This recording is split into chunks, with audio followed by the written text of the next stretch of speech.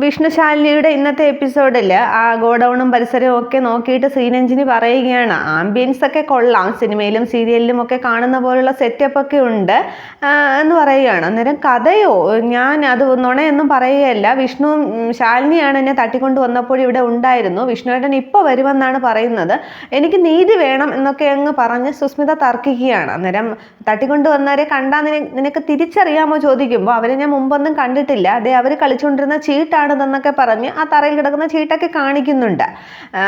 അന്നേരം ശ്രീരഞ്ജിനി പറയുകയാണ്, തൽക്കാലം നീ വന്ന് വണ്ടിയിൽ കയറുന്നു, അന്നേരം വിഷ്ണു ഏട്ടനെയും ശാലിനിയെയും അറസ്റ്റ് ചെയ്യണം, എനിക്ക് നീതി കിട്ടണം, അല്ലാതെ നിങ്ങളോടൊപ്പം വരാനായിട്ട് ഞാൻ തയ്യാറല്ല എന്നുള്ള നിലപാടിൽ സുസ്മിത ഉറച്ചു നിൽക്കുകയാണ്. അതേ സമയം ശ്രീരഞ്ജിനി അതിനകത്ത് കാണുന്ന വിഷ്ണു ആണെങ്കിൽ അങ്ങ് ഗോഡൌണിൻ്റെ അങ്ങ് പുറത്തേക്ക് ഇറങ്ങുന്നുണ്ട്. തുടർന്ന് സുസ്മിതയുടെ ആ ഉറച്ച നിലപാട് കണ്ടിട്ട് ശ്രീരഞ്ജിനി എന്തോ ആലോചിച്ചുറപ്പിച്ചിട്ട് വിഷ്ണുവിനെ ഫോൺ ചെയ്യുകയാണ്. തുടർന്ന് എവിടെയാണെന്ന് ചോദിക്കുമ്പോൾ വിഷ്ണു ഗോഡൌണിന് പുറത്താണ് നിൽക്കുന്നത്. വിഷ്ണു പറയുന്നുണ്ട് ഞാൻ റെസ്റ്റോറൻറ്റിലാണെന്ന്. അന്നേരം ശാലിനിയോ എന്ന് ചോദിക്കുമ്പോൾ ശാലിനി വീട്ടിലുണ്ടെന്ന് പറയുകയാണ്. എങ്കിൽ നിങ്ങൾ വിഷ്ണു ശാലിനിയും കൂട്ടി സത്യാമ്മയുടെ വീട്ടിലേക്ക് വാന്ന് പറയുകയാണ്. അന്നേരം എന്താ മേഡം കാര്യം എന്നൊക്കെ വിഷ്ണു ചോദിക്കുമ്പോൾ നിങ്ങൾ രണ്ടുപേരെയും എനിക്കൊന്ന് അറസ്റ്റ് ചെയ്യണം എന്ന് പറയുമ്പോൾ സുസ്മിതയ്ക്ക് അങ്ങ് സന്തോഷമാവുകയാണ്. പക്ഷെ വിഷ്ണു ആണെങ്കിൽ ആകെ അമ്പരം നിൽക്കുകയാണ്. അന്നേരം ഞാൻ കട്ട് ചെയ്യുകയാണ്, എത്രയും പെട്ടെന്ന് വാന്ന് പറഞ്ഞിട്ട് ശ്രീരഞ്ജിനി അങ്ങ് ഫോൺ കട്ട് ചെയ്യുന്നുണ്ട്.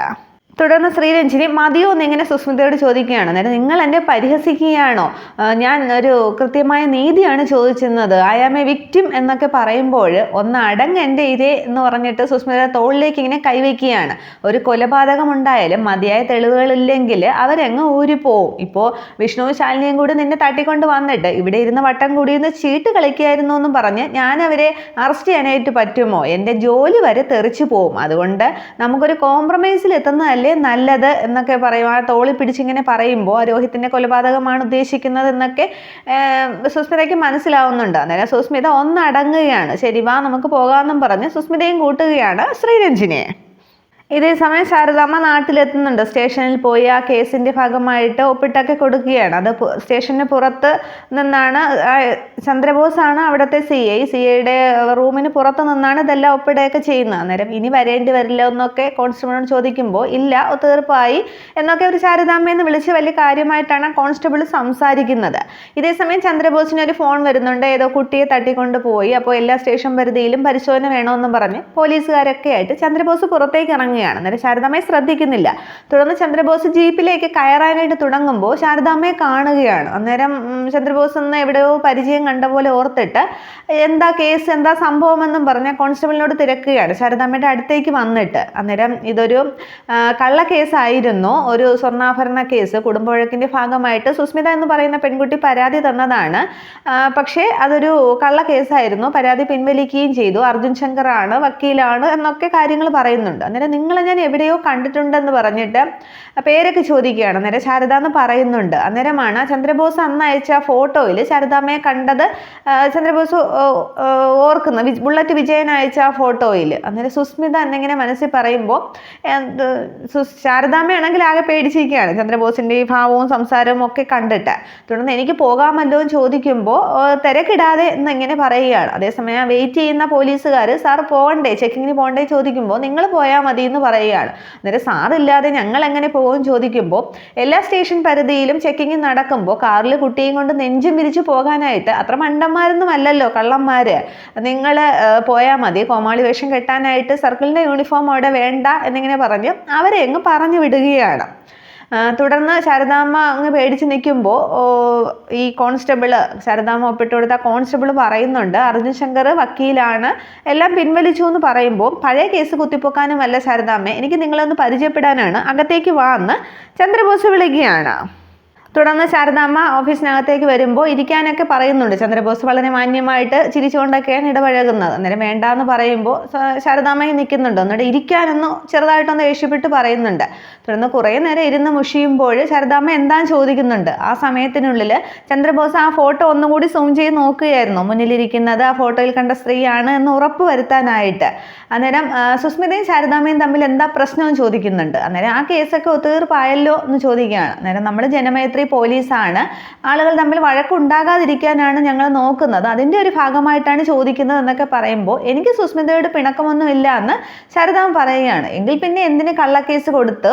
അപ്പോൾ പിന്നെ ശാരദാമ്മ ചിലപ്പോൾ കുറ്റക്കാരിയായിരിക്കാം. ഇനി അർജുൻ ചിലപ്പോൾ ശാരദാമ്മയുടെ മനസ്താപം തോന്നി ആ കേസ് പിൻവലിച്ചതാണെങ്കിലോ എന്നൊക്കെ ചോദിക്കുമ്പോൾ ശാരദാമ്മ ആകെ അങ്ങ് കുഴയുകയാണ്. അന്നേരം പറയുന്നുണ്ട്, എങ്കിൽ ഞാൻ ഒന്നുകൂടി ആ കേസ് റീ ഓപ്പൺ ചെയ്യട്ടെ എന്ന് ചന്ദ്രബോസ് ചോദിക്കുമ്പോൾ അങ്ങ് അന്തം വിട്ട് ശാരദാമ്മ അങ്ങ് എഴുന്നേൽക്കുകയാണ്. ഇങ്ങനെയൊക്കെ സംഭവിക്കുമെന്ന് എനിക്ക് അറിയാമായിരുന്നു.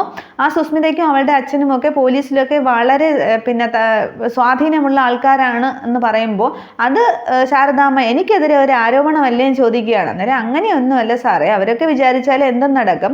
അർജുൻ മോനെ ഇതിലേക്ക് വലിച്ചിഴക്കല്ലേ, എന്നെ ചിലപ്പോൾ ബുദ്ധിമുട്ടിക്കാനായിട്ട് സാറിന് സാധിക്കും, സാറിൻ്റെ ഡ്യൂട്ടിയാണ് ഇതൊക്കെ എന്ന് പറയാം. പക്ഷേ ഭാര്യ കോമയിൽ കിടക്കുന്നത് തന്നെ സങ്കടമാണ് അർജുൻ മോന്, ഇതുകൂടി ആയാൽ പിന്നെ വളരെ ബുദ്ധിമുട്ടാണ് എന്നൊക്കെ പറയുമ്പോൾ ആ പഞ്ചകൈലാസത്തിലെ ആക്സിഡൻ്റ് അല്ലേ, ആ ആക്സിഡൻറ്റിലല്ലേ സുസ്മിതയുടെ ഭർത്താവ് രോഹിത് താഴേക്ക് വീണ് മരിച്ചത് എന്ന് ചോദിക്കുമ്പോൾ പെട്ടെന്നങ്ങ് ശാരദാമ്മ പറയുന്നുണ്ട്, രോഹിത് മരിച്ചിട്ടില്ല സാറേ, അത് തള്ളിയിട്ടതാണ്, രോഹിത് മരിച്ചിട്ടില്ല എന്നിങ്ങനെ പറഞ്ഞിട്ട് അപ്പം ചന്ദ്രബോസ് ഇങ്ങനെ ആകാംക്ഷയോട് കേൾക്കാതിരിക്കുകയാണ്.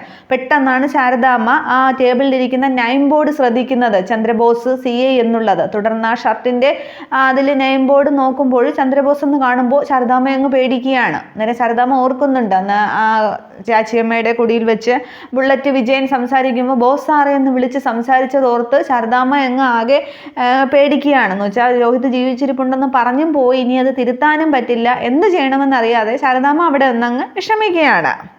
തുടർന്ന് ശാരദാമ്മ പെട്ടെന്നങ്ങ് പോകാൻ തുടങ്ങുകയാണ്. അന്നേരം ശാരദാമ്മ എവിടെ പോവുകയാണ്, ഞാൻ സംസാരിച്ച് തീർന്നില്ല എന്ന് ചന്ദ്രബോസ് പറയുന്നുണ്ട്. അന്നേരം എനിക്ക് കുറച്ച് തിരക്കുണ്ടെന്ന് പറയുമ്പോൾ ഞാൻ ഒരു കാര്യം കൂടി ചോദിക്കട്ടെ, ശാരദാമ്മ എന്തോ പറഞ്ഞല്ലോ രോഹിത് മരിച്ചിട്ടില്ല എന്ന്, അപ്പോൾ അത് ശാരദാമ്മയോട് ആരാണ് പറഞ്ഞത്, രോഹിത് പറഞ്ഞു എന്ന് ചോദിക്കുകയാണ്. അന്നേരം രോഹിത് എങ്ങനെ പറയാനാണ്, അത് ഞാൻ പറഞ്ഞത് പോലീസും അങ്ങനെ തന്നെയല്ലേ പറയുന്നത്, ബോഡി കിട്ടിയിട്ടില്ലല്ലോ എന്ന് പെട്ടെന്നങ്ങ് ശാരദാമ്മ പറഞ്ഞു ഒപ്പിക്കുന്നുണ്ട്. അന്നേരം ബോഡി കിട്ടാത്ത ആൾക്കാരൊക്കെ ജീവിച്ചിരിപ്പുണ്ടെന്നാണോ കരുതുന്നത് എന്ന് പറഞ്ഞിട്ട് വീണ്ടും ചോദിക്കുകയാണ്, അല്ല ശാരദാമ്മ ഈ ഇടയ്ക്ക് അടിവാരത്തെ സെറ്റിൽമെന്റ് കോളനിയിൽ പോയിരുന്നോ എന്ന്. അന്നേരം ശാരദാമ്മ വേറെന്തോ പറഞ്ഞതിനെ കുറിച്ച് വീണ്ടും ആലോചിച്ച് നിൽക്കുമ്പോൾ ആദ്യം ശ്രദ്ധിക്കുന്നില്ല. അന്നേരം ഒന്നുകൂടി ചോദിക്കുമ്പോൾ എന്താ സാറ് ചോദിച്ചതെന്ന് ചോദിക്കുമ്പോൾ ആ ചോദ്യം ഒന്നുകൂടി ചോദിക്കുകയാണ്. അന്നേരം ഇല്ല ഞാൻ പോയിട്ടില്ല എന്ന് പറയുകയാണ്. അന്നേരം എങ്കിൽ പിന്നെ ഒരു ചോദ്യം കൂടി ഇല്ലേന്ന് ഒന്നുകൂടി ചോദിക്കുമ്പോൾ ശാരദാമ്മ മുഖത്ത് നോക്കി ഇല്ല എന്ന് കള്ളം പറയുകയാണ്. എങ്കിൽ പിന്നെ ഒരു ചോദ്യം കൂടി എന്ന് പറഞ്ഞിട്ട് ശാരദാമ്മയെ എനിക്ക് ഐഡന്റിക്കൽ ടിൻസ് ആരെങ്കിലും ഉണ്ടോ എന്ന് ചോദിക്കുന്നുണ്ട്. അന്നേരം എന്താന്ന് ചോദിക്കുകയാണ്. അന്നേരം കാഴ്ചയിൽ ഒരേപോലെ ഇരിക്കുന്ന ഇരട്ട സഹോദരിമാർ ആരെങ്കിലും ഉണ്ടോ, അന്നേരം ഇല്ലാന്ന് ശാരദാമ്മ പറയുമ്പോൾ ആ ബുള്ളറ്റ് വിജയൻ അയച്ച ഫോട്ടോ കാണിച്ചു കൊടുത്ത് ചോദിക്കുകയാണ്, പിന്നെ ഇത് ആരാണെന്ന് ചോദിക്കുകയാണ്. അന്നേരം സാറേ എന്നും പറഞ്ഞിങ്ങനെ ശാരദാമ്മ നിൽക്കുമ്പോൾ ശാരദാമ്മ ഒളിക്കാൻ എന്തോ ഉള്ളവരാണ് കള്ളം പറയുന്നത്, അല്ലാത്തവരാരും പറയില്ല, ശാരദാമ്മ പൊയ്ക്കോ എന്ന് പറയുകയാണ്. അന്നേരവും ശാരദാമ്മ ഇങ്ങനെ നിൽക്കുമ്പോൾ ശാരദാമ്മയ്ക്ക് എന്താ തിരക്കുണ്ടെന്ന് പറഞ്ഞില്ലേ, പൊയ്ക്കോ എന്ന് പറയുകയാണ്. അന്നേരം ശാരദാമ്മ പെട്ടെന്നങ്ങ് തിരിയുമ്പോൾ ഒരു കാര്യം കൂടി, ശാരദാമ്മ പറഞ്ഞില്ലേ രോഹിത് ജീവിച്ചിരിപ്പുണ്ടെന്ന്, പക്ഷേ ഞാൻ പറയുന്നു ഇല്ല എന്ന്. ഒരാളുടെ കാര്യത്തിൽ രണ്ടും കൂടി സംഭവിക്കില്ലല്ലോ, പക്ഷേ ഇവന്റെ കാര്യത്തിൽ ഇത് രണ്ടും സംഭവിക്കും. ശാരദാമ്മ പറഞ്ഞത് രോഹിത്തിന്റെ കാര്യത്തിൽ ഇന്ന് വരെയുള്ള സംഭവം ജീവിച്ചിരിപ്പുണ്ടെന്ന്, പക്ഷെ ഞാൻ പറയുന്നത് നാളത്തെ സത്യമാണ്, ശാരദാമ്മ പൊയ്ക്കോ എന്നിങ്ങനെ ഒരു കടുപ്പിച്ച് പറയുമ്പോൾ ആകെ അങ്ങ് വെപ്രാളപ്പെട്ടും പേടിയോടുകൂടിയും ശാരദാമ്മ അങ്ങ് പോവുകയാണ്. തുടർന്ന് CA ചന്ദ്രബോസ് ബുള്ളറ്റ് വിജയനെ ഫോൺ വിളിച്ച് പറയുകയാണ്, രോഹിത് അടിവാരത്തെ സെറ്റിൽമെന്റ് കോളനി തന്നെ ഉണ്ടെന്ന്. അന്നേരം സാറിനോട് ഇത് ആര് പറഞ്ഞു ചോദിക്കുമ്പോൾ സത്യഭാമയുടെ മകൻ വിഷ്ണു കല്യാണം കഴിച്ചിരിക്കുന്നത് ഒരു ശാരദാമ്മയുടെ മകളെയാണ്. ശാരദാമ്മ ഈ രോഹിത്തിന്റെ ഒരു വെൽവിഷറാണ്.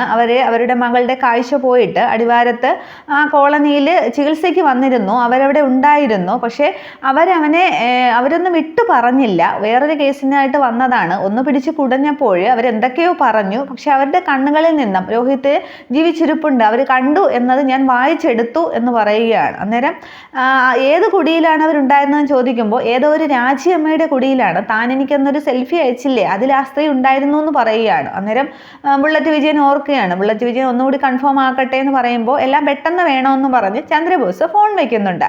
തുടർന്ന് ഈ ബുള്ളറ്റ് വിജയൻ ആ ചന്ദ്രബോസിന് അയച്ച ഫോട്ടോ ഒന്നുകൂടി സൂം ചെയ്യുമ്പോൾ ശാരദാമ്മയുടെ മുഖം ഒന്നുകൂടി ഓർത്തെടുക്കുകയാണ്. തുടർന്ന് ആ രോഹിത്തിന്റെ ഫോട്ടോ കാണിച്ചപ്പോൾ ശാരദാമ്മ ഒന്ന് വെപ്രാളപ്പെട്ടതും കണ്ടിട്ടുണ്ടെന്ന് ആദ്യം പറഞ്ഞതും പിന്നെ പോലീസ് അന്വേഷണത്തിലാണ് TV യിലും പത്രത്തിലും ഒക്കെ കണ്ടിട്ടുണ്ടെന്ന് പറഞ്ഞതൊക്കെ ബുള്ളറ്റ് വിജയൻ ഓർക്കുന്നുണ്ട്. തുടർന്ന് ബുള്ളറ്റ് വിജയൻ ആ ഫോൺ ചെയ്ത് നിർത്തി ആ സ്ഥലത്ത് വെച്ച് തന്നെ പവിഴത്തെ കാണുകയാണ്. പവിഴം വിജയനെ കണ്ടൊന്ന് പേടിച്ചിട്ട് മൈൻഡ് ചെയ്യാതെ അങ്ങ് പോവുകയാണ്. അന്നേരം പവിഴം ഒന്ന് നിന്നേന്നും പറഞ്ഞ് സ്നേഹത്തോടു കൂടി സംസാരിക്കുകയാണ്. തുടർന്ന് പവിഴം എവിടെ പോയാൽ ചോദിക്കുമ്പോൾ രാച്ചിയമ്മ പറഞ്ഞിട്ട് തൊട്ടാവാടി പറിക്കാൻ പോയതാണെന്ന് പറയുന്നുണ്ട്. അന്നേരം സ്നേഹത്തോടെ ബുള്ളറ്റ് വിജയൻ ചോദിക്കുകയാണ്, ഈ തൊട്ടാവാടിയൊക്കെ പറിച്ചാൽ മോളുടെ കുഞ്ഞു കൈ വേദനിക്കില്ലേ? മോളെ കൊണ്ടാണോ തൊട്ടാവാടിയും കുറുന്തോട്ടിയും ഒക്കെ പറിപ്പിക്കുന്നതെന്ന് ചോദിക്കുകയാണ്. അന്നേരം പേടിച്ച് പവിഴം നിൽക്കുമ്പോൾ മോക്ക് എന്നെ പേടിയാണോ ചോദിക്കുന്നുണ്ട്. അന്നേരം പോലീസുകാരെ എല്ലാവർക്കും പേടിയല്ലേ, അല്ലെങ്കിലും പിന്നെ ഈ പോലീസ് പിന്നെ ചീത്തയാണെന്നാണ് രാച്ചിയമ്മ പറഞ്ഞിട്ടുള്ളത്, അതുകൊണ്ട് എനിക്ക് പേടിയാണെന്ന് പറയുന്നുണ്ട്. അന്നേരം മോളെന്നെ പേടിക്കേണ്ട ആവശ്യമൊന്നുമില്ല, മോളെന്നെ ഇനി പോലീസ് മാമ എന്ന് വിളിച്ചാൽ മതി, മോളുടെ പ്രായത്തിലുള്ള ഒരു മോൾ എനിക്കുണ്ട്, അവളും എന്നെ കാണുമ്പോൾ പേടിക്കുകയാണോ പോകുന്നതെന്ന് ചോദിക്കുമ്പോൾ ഇല്ല എന്നൊക്കെ പവിഴം തലൂലിക്ക് സമ്മതിക്കുകയാണ്. തുടർന്ന് അവിടെ ഇനി ചികിത്സയിൽ പിന്നെ രാച്ചിയമ്മയുടെ കുടിയിൽ ചികിത്സയിൽ ആരുണ്ടെന്ന് ചോദിക്കുമ്പോൾ ഒരു ചേച്ചി ഉണ്ടെന്ന് പറയുന്നുണ്ട്. അന്നേരം അതല്ലാതെ വേറൊരാളും കൂടി ഉണ്ടല്ലോ എന്ന് പറയുകയാണ്. അന്നേരം അത് രഹസ്യം പുറത്ത് പറയാൻ പാടില്ല എന്നാണ് എന്നിങ്ങനെ പവിഴം പറയുന്നുണ്ട്. അന്നേരം ബുള്ളറ്റ് വിജയന് കാര്യം മനസ്സിലാവുകയാണ്. തുടർന്ന് സ്നേഹത്തോടു കൂടി ഈ വിജയനാണെങ്കിൽ പറയുന്നുണ്ട്, മോളുടെ രാച്ചിയമ്മയാണ് ഞാൻ പിടിച്ച് ജയിലിൽ ഇടാൻ പോകുന്നത്, മോളെ കൊണ്ട് ഇങ്ങനെ ജോലിയൊക്കെ ചെയ്യിപ്പിക്കുന്നത് ബാലവേല വലിയ കുറ്റമാണ് എന്നൊക്കെ പറയുമ്പോൾ അയ്യോ വേണ്ട മാമ, രാച്ചിയമ്മ പാവമാണെന്നൊക്കെ പറയുന്നുണ്ട്. എങ്കിൽ ഞാൻ ചെയ്യില്ല, ഞാൻ ചോദിക്കുന്ന ചോദ്യത്തിന് കറക്റ്റായിട്ട് ഉത്തരം പറഞ്ഞാൽ മതി എന്ന് പറഞ്ഞിട്ടാണ് ഈ ക്വസ്റ്റ്യൻ ചോദിക്കുന്നത്. അന്നേരം എന്നാലും മോൾ ആരാണെന്ന് പറയുമ്പോൾ രഹസ്യമാണെന്ന് തന്നെ പവിഴം പറയുകയാണ്. തുടർന്ന് ബുള്ളറ്റ് വിജയനാണെങ്കിൽ തൻ്റെ പേഴ്സിൽ നിന്നും 500 രൂപ എടുത്തിട്ട് 500 ഒരു നോട്ട് എടുത്തിട്ട് പവിഴത്തിന് നേരെ നീട്ടിയിട്ട് പറയുകയാണ്, പിന്നെ അണ്ണാച്ചിയുടെ കടയിൽ പോയിട്ട് മോക്ക് ഇഷ്ടമുള്ള ചോക്ലേറ്റും പലഹാരം ഒക്കെ വാങ്ങിച്ചോ എന്ന് പറയുകയാണ്. അന്നേരം പവിഴത്തിന് ഈ പൈസയുടെ കണക്കൊന്ന് 500 നോട്ട് അറിയില്ല എന്ന് തോന്നുന്നു. കുട്ടി പറയുകയാണ്,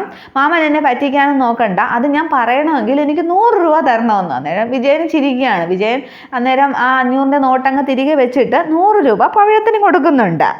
തുടർന്ന് ഞാൻ ഇക്കാര്യം പറഞ്ഞു എന്ന് ആരോടും പറയില്ലേ എന്ന് പറയുമ്പോൾ മോളാണ് സത്യം, ഞാൻ ആരോടും പറയില്ല എന്ന് വിജയനാണെങ്കിൽ പവിഴത്തിൻ്റെ തലയിൽ കൈവച്ച് പറയുകയാണ്. തുടർന്ന് ഒരു മാമനാണ് ചികിത്സയിലുള്ളത് എന്ന് പറയുമ്പോൾ എന്ത് പറ്റിയതാണെന്ന് ചോദിക്കുന്നുണ്ട്. അന്നേരം കൊക്കയിൽ നിന്ന് താഴെ വീണതാണ് എന്ന് പവിഴം പറയുമ്പോൾ ഈ ചേച്ചി ചികിത്സയ്ക്ക് വരുന്നതിന് മുന്നേ ഉണ്ടോ എന്ന് ചോദിക്കുകയാണ്. അന്നേരം ഉണ്ട് എന്നൊക്കെ കാര്യങ്ങൾ വിശദമായിട്ട് പവിഴം പറയുന്നുണ്ട്. തുടർന്ന് പവിഴം അങ്ങ് പോകാൻ തുടങ്ങുമ്പോൾ നിൽക്കുമെന്ന് പറഞ്ഞിട്ട് ആ രോഹിത്തിൻ്റെ ഫോട്ടോ തൻ്റെ പോക്കറ്റിൽ നിന്ന് എടുത്ത് ഒന്നുകൂടി കാണിക്കുകയാണ്. ഈ മാമനാണോ എന്ന് ചോദിക്കുകയാണ്. അന്നേരം അതെ ഇയാൾ തന്നെയെന്ന് പവിഴം സമ്മതിക്കുകയാണ്. തുടർന്ന് എന്താ പോലീസ് മാമ കാര്യം എന്നൊക്കെ ചോദിക്കുമ്പോൾ പ്രശ്നമൊന്നുമില്ല, മോള് പൊയ്ക്കോ എന്നും പറഞ്ഞ് പവിഴത്തിനോട് പറയുകയാണ്. പോകാൻ നേരം എന്നോടിത് പറഞ്ഞു, മാമനോടിത് പറഞ്ഞു എന്ന് ആരോടും പറയണ്ട, പ്രത്യേകിച്ച് രാച്ചിയമ്മയോടെന്ന് പറഞ്ഞിട്ടാണ് പവിഴത്തിനെ പറഞ്ഞു വിടുന്നത്.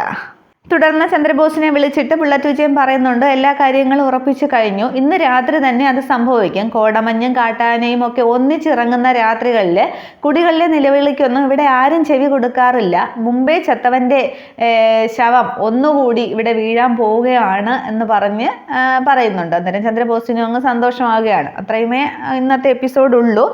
പക്ഷേ ഇനിയിപ്പോൾ രോഹിത്തിനെ തിരക്കി ചന്ദ്രബോസ് ചെല്ലുമ്പോൾ അവിടെ ഉണ്ടാകുമോ, ഇനി രക്ഷപ്പെടുമോ? എന്തായാലും രോഹിത് രക്ഷപ്പെടും, ചന്ദ്രബോസിനോ ഒരു ബുള്ളറ്റ് വിജയനോ ഒന്നും ചെയ്യാൻ സാധിക്കില്ല. പക്ഷേ ഇനി സത്യഭാമയുടെ വീട്ടിലേക്ക് വിഷ്ണുവിനെയും ശാലിനിയെയും വിളിച്ചിരിക്കുന്നത് എന്തിനാണ്, അവിടെ എന്താണ് കഥയെന്നുള്ളതൊക്കെ അടുത്ത എപ്പിസോഡിൽ. Okay, thank you.